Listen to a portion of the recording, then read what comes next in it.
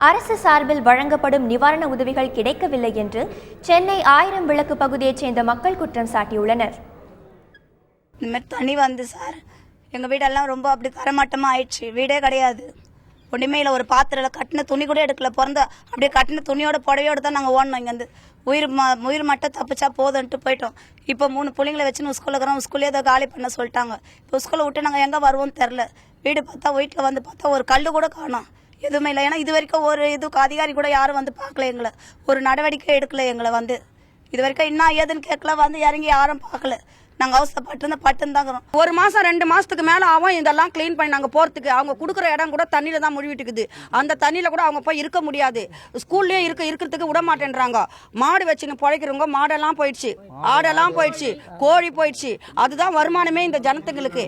அது இல்லாத வந்து சாயங்காலம் 4 மணி 5 மணிக்கு வந்து சாப்பாடு வருது அரசாங்கத்தில்.